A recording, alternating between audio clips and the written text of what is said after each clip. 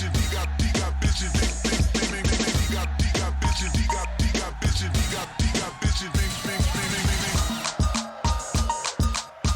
and gentlemen, welcome to another edition of The Bird Calls. He is Ali Kosel. I am David Grubb, and we are your hosts. And the New Orleans Pelicans are now 0-2 in the preseason after another blowout loss, this time losing by 33 points, 120-87 at the hands of the Houston Rockets in Birmingham in their last quote-unquote home game of the preseason. Ali,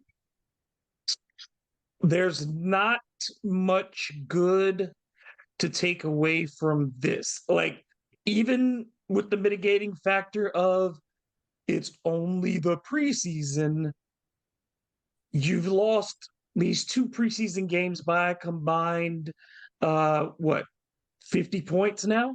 50 points. 50 points. And have not looked good over the last 7 quarters of the 8 quarters that you've played.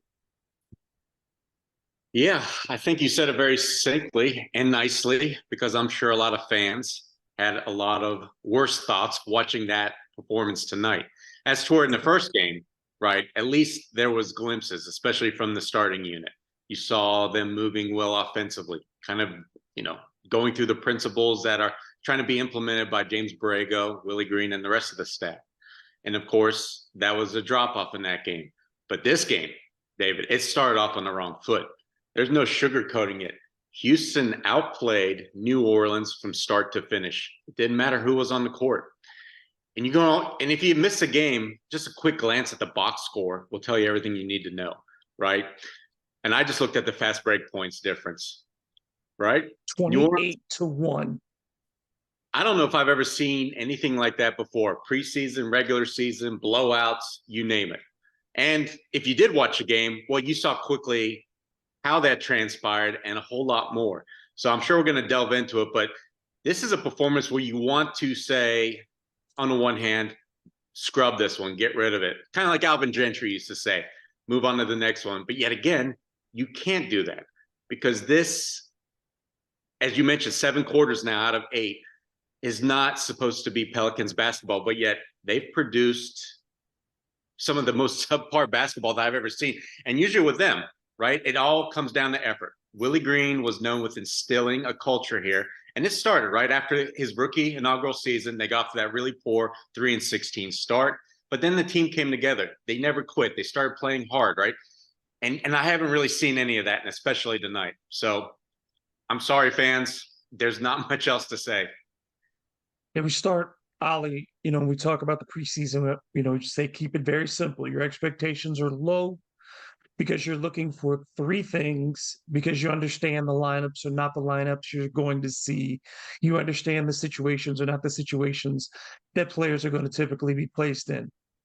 But you want to see effort, you want to see execution, and you want to see intensity. The Pelicans came out flat. They were passive. Individually and collectively. The people that you expected to set a tone for this team did not do so. And, again, this team is at its best when it's doing what, Ali? Playing as a unit, sharing the basketball. 20 assists tonight, 25 turnovers, 18 steals for the Rockets. That tells you that the Pelicans were being sloppy with the basketball. They weren't throwing it into the stands. These are 18 steals. That's doing things you're not able to do. That's people trying too much or not caring enough about what they're doing. That's how you end up with that kind of thing. And you talk about 28-1 in fast break points. The Pelicans also, we understand, as you're trying to get this 3-point thing together, and it was just about even tonight. It was just about even for 3-point range. But you can't get doubled up in points in the paint as the New Orleans Pelicans. 52-26 points in the paint. That cannot happen. And again, this team is supposed to get to the free throw line. It's supposed to be built to get to the free throw line. Only 15 attempts, only 10 makes. Only 10 makes. That's 2 games of poor free throw shooting from whomever has gotten to the line. So 7 quarters you've been outscored. The Rockets shot over 50% from the floor tonight. That speaks directly to effort again. What kind of shots you're giving up to your opponents, even in the preseason. You're not willing to stop people from getting up to the rim at will. You saw, we talked about the Pelicans having athleticism. The Rockets looked at more athletic. You talk about being intense. The Rockets look having more intense. The Rockets have had more changeover in the offseason than the Pelicans have. The Rockets have gotten younger in some places and have gotten and more experience in the backcourt. They look better from start to finish than the New Orleans Pelicans. Yeah, they look like they wanted to play NBA basketball under Ime Udoka, and hats off to him. He's got them playing well early, right? They're 2-0. And if they played anything like this against the Pacers, yeah, Houston might have something going. So, like I said, credit to them. But on the Pelicans side, that tone was set early, David, right from the tip-off. Passes that were not completed. And then suddenly ball movement vanished. Then man movement vanished. And it all devolved into a jumbled mess, right? Towards the second quarter, it seemed like a lot of guys were just going one-on-one. And namely, I was looking at Brandon and CJ. And throughout all this, Zion never seemed to really just want to grab the bull by the horns and try and, lead his team out of this muck, right? They needed something. They needed a spark anywhere. Yes, they hit a few three-pointers. CJ was rolling a little bit there at the time. BI hit those 3 middies. But overall, the way they scored was not synonymous with how I know Willie Green wants this offense to be run. And it was really night and day for me from the first half against the Magic to this entire game. So I'm not sure how the coaching staff wants to approach it with their players, but I'll tell you what, I would choose to probably go a harsh rest because, David, this just shouldn't happen, right? You should at some point feel embarrassed, right? And you have real aspirations of doing something in the West this season, right? Especially when you think if you can stay healthy, that we can be a top 4, top 6 team, that you can't have this as an example. So I'm glad it was in the preseason. That's probably my best takeaway, that this happened in the preseason. They've got 2 more games coming up in the next, 5 days. And then they're going to have about a week before the start of the regular season. So they've got time to try and get on track. And that's pretty much where I'm at. I don't know, David. This was, I've watched almost all the preseason games going back to maybe the Mashburn days, right? And I can't recall just such a pathetic performance, from start to finish. Typically, we've seen this team come out very well in their preseason, especially Last year they went 4-1. Especially during the Zion preseasons. From his first one, remember, they went undefeated his first 5-0, I think, right? So to see this, and yeah, the Rockets are taking this seriously. The Rockets are averaging 121 points per game in their 2 wins in the preseason, and they beat the Pacers, but they only beat the Pacers by 19.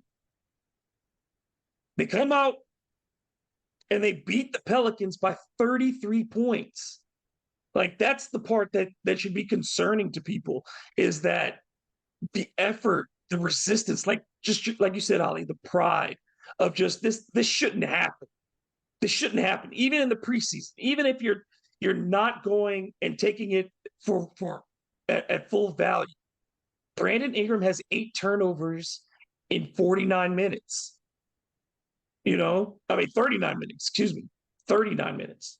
8 turnovers in 39 minutes. CJ had 5 turnovers tonight, 0 assists. Like you said, that's not playing the game that they're supposed to be playing. That means the ball is sticking in people's hands. It's not moving. People weren't cutting. People weren't finishing at the rim. The things that we saw in that first quarter, the crispness of movement, the purposefulness of movement, the decisiveness, none of that was there. And there was no aggression from a single player. People took shots. I guess the one player I'll say I'll give some credit to but even it takes a while for him still, is Dyson Daniels. He shot the ball well, especially from three. He shot it with confidence from three. He rebounded as he typically does.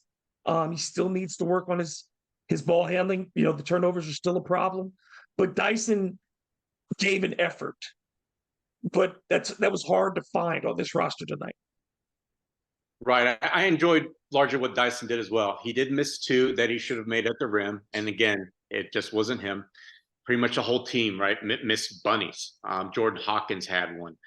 I don't even want to go through the list. But another player that kind of stood out to me was at the start of the second quarter, right after Houston scored to take a 9-point lead. I think Herb Jones had like 4 fantastic defensive possessions where there was a block, a steal, and then he also, I think, thwarted a couple shots close to the rim, right? All because of his length and activity. So the Pelicans gave themselves a chance to get back in that game about 3 to 4 minutes into that second quarter. But again, the rest of the guys just weren't there. And the lack of execution, it honestly blew my mind. And then, of course, the multiple efforts thing. So when they went small, David, there seemed to be nobody in the middle after one effort was made, once Zion was moved away from the rim. How many easy layups or dunks did the Rockets seem to get against that small ball unit, right? And there's just so many other examples that's really not worth going through, right? Listing it individually. But David, I'm just left shaking. Valanciunas didn't have his first shot till about 12, 13 minutes in a game. I mean, he finished with 4 shot attempts. Williamson with 3. And, you know, for a team that prides on getting in the lane, on pounding the paint, offensive glass, you name it, living in there, I just don't see how any of that's acceptable. So, yes, Brandon Ingram, CJ started looking more for their shots. But again, if you're truly going to try and win as a team, you should go and, you know, trying to accomplish those concepts that you know are going to lead to success. And I just didn't see any of it all night long. The 3 is going to be there. The 3 is going to be there. But you have to get the touches inside to Zion early. You have to get the touches to Jonas early to get any of this to work. It has to play off of them. Brandon will get the ball. It's going to find him. You know what I mean? Like it's going to find CJ, and it's going to find them in advantageous situations if they work it inside first and move off of all of those things. They just didn't do that tonight. And then the other part, like you said, that's kind of concerning, and just Zion has to take the bull by the horns. He has to be assertive. He has to demand the basketball. He knows what he has to prove, not only to himself, but to his teammates who he has not been around. He has to prove to them, yes, I'm capable of carrying you. I am capable of winning games for you, because that's the kind of player I have to be for this franchise. And we have not seen that. We have seen some good moments, but we've not seen the kind of player that talked about, I worked on being unguardable. Like, I want to see that kind of edge. I want to see you care a little bit more. And it's felt like, even in the open practice, that there's been a bit of going through the motions for him. Yeah, that's the best way to put it, because I've seen the same thing. And look, I thought that Zion had enough touches, at least through most of that first half, but he chose not to do much with them. When he got the initial touch somewhere, you know, high elbow, down in the post, he quickly passed it back out.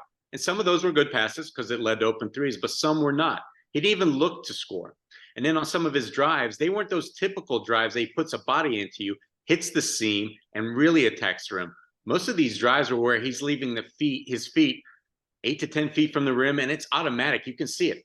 He's looking to, you know, kick it out somewhere, cross court, you name it. I don't know, for whatever reason, this is probably the most passive I've ever seen him. And on top of that, usually when he does make a pass, David, it usually leads to at least a potential assist or an assist. I didn't really see too many of those, of that variety either. So, yeah, for Zion, and he may not be the vocal leader, but he sure as heck is an on-the-court leader. And to put forth that performance is really unacceptable. I mean, I'm just going to flat out say it. That's unacceptable, and I don't want to see that again. The last thing is, because I don't want to belabor this kind of game, I want to move on from it. But the one thing I do want to address is the Pelicans' decision not to get bigger during the offseason because they have been beaten pretty badly on the defensive glass in each of these two games. They have been beaten in transition pretty badly in each of these two games. And they're not big. And both of the teams, Houston has length. That is a long front court that the Rockets have. The Pelicans don't have length to match that. They don't have athleticism to match that. You're going up against the Hawks next with Clint Capella, and we saw what he did against the Pelicans last season, and was able to how he was able and a Kongwu and those types of guys, the activity that they give around the bucket. Do you think it was a mistake for the Pelicans not to get bigger in the offseason? Well, we haven't seen Cody Zeller yet, right? So I'm definitely going to hold any kind of judgment till he gets on the court, till Larry Nance gets back. So that's why I think I even said, maybe to you, maybe to the group, that I don't mind them trying a small ball five with Zion at the five. Preseason's a time to experiment. And truly, if it was to, find some success, it makes all the sense in the world, right? If you've got Zion, you surround him largely by four shooters. Tell you what, that could be an offensive juggernaut. And we saw that in limited minutes against the Magic. But again, if you can't do anything else with those lineups, it's not even going to matter, right? Today, defensively, they did nothing. Those small units did absolutely nothing. So I don't want to belabor that anymore either. But I will say this, David. Yeah, but to your point, right, the size, it stood out to me. Houston was flying all around the rim. Their athletes were there. The Pelicans were not. They weren't, of course, putting bodies a lot of times on people to stop them from getting, to the rim for second chance points and such. But you saw, right? You saw their length, and it was troublesome. I think that might have been part of the reason why Zion didn't attack maybe initially as much, or some of the other guys as well, because let's face it, I didn't see Valanciunas really, eating up Sengun on the inside. BI usually has a couple of drives. He might have, I think, had one. So, yeah, Houston's a well put together team. Pelicans, they're a question mark. And they've gotten tall. You get a Dylan Brooks who's bigger and stronger, in the backcourt as well. And you look at the Pelicans, you just think about the Jaren Jackson Juniors, the Victor Wembanyama, the Chet Holmgrens, all of whom they're going to see on a regular basis, and you just wonder. I mean, like the Pelicans have some capable defenders who are 6'7". But do you have enough? But length matters at some point, and it makes when you have a shorter front court, especially on the offensive end where you want to be efficient, it's so much harder for Zion to score against a bunch of 6'10" guys than it is, if there's no one to match up with him. We'll see. Yeah, I mean, look, David. The bottom line is the Pelicans a lot of times last year relied on honestly effort. Right. So the Jose Alvarados, the Herb Joneses, they made up for the lack of either, height or weight, strength, you name it, by just really outworking their opponents. And that's why I think defensively they shine. Right. But so far through these two games, I don't think I've seen that effort. We've seen some from certain individuals at times, but nowhere near it needs to be team wide or anywhere close to the full game. No, and not even with the guys that they're missing. Yeah. Not even with the guys that they're missing, because you have your starting five and they should be setting some type of tone. That's the thing, is your starting five should be setting this. They've been begging for this opportunity, just to be on the court together. And it's very limited in this preseason. You've got to maximize them. You have to take full advantage of them and make them work, because you need good film for yourself. You need good reps for yourself, for your own confidence. When you get ready to start this season, they need that energy. Like you said, they need those good vibes, quite honestly, because they need to have a good start to this season. If there's any team in this league that needs to get off to a solid start, it's the New Orleans Pelicans. Yeah, and you saw how it served them so well last season, right? They were largely healthy, right, through the first month. Yes, some guys, I remember B.I. had a concussion. Zion had a little bit of I think it was a foot issue. Had a little thing. Yeah. 3 games, stuff like that. CJ got sick, but they held the ship together because it felt like the vibes were not only good, but they played team basketball. They played Willie Green basketball. and exuded usually well more times than not, more effort than their opponent. And like I said, that's what makes this first two games of the preseason so troubling to me.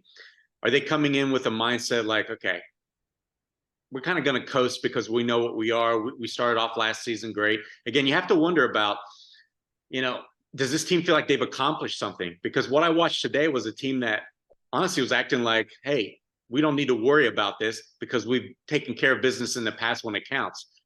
That's never happened before with this franchise. So they shouldn't have that mentality. So I'm going to be very curious to see how they bounce back against the Atlanta Hawks. Really, that's probably going to be the biggest litmus test following, a debacle like this.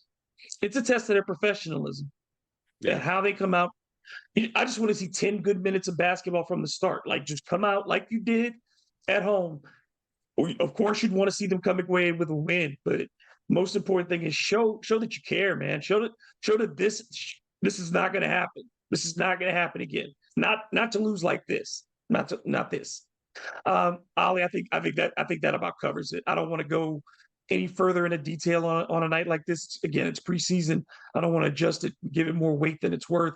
But I think we've covered it tonight. Yeah, the only other thing I want to add is that Jordan Hawkins seemed to have found his shot, right? He struggled immensely. Right. Yeah. But for the most part, I thought I saw him shooting with confidence, shooting the three ball really well. Because we didn't see in Summer League, certainly didn't see it in that first preseason game. Tonight, I thought we saw it. So, like I said, it's a small little win for him that I think should be mentioned. Yeah, he's it's still going to be difficult for him to get on the court because he's got to defend, and he's still so small. And I don't know if he's ready to defend at an NBA level. And we know how hard it is for rookies to get off the bench with Willie Green. But if he can shoot, if he can at least do that consistently, it's hard to keep him on the bench because this team does not have a lot of shooters. So he could be very important at certain times. Until the next time, he is Ali Cosell. I'm David Grubb. Check out thebirdrights.com for all the latest on the New Orleans Pelicans. Plenty of features there. We've also got player-by-player breakdowns from Ben Pfeiffer as well.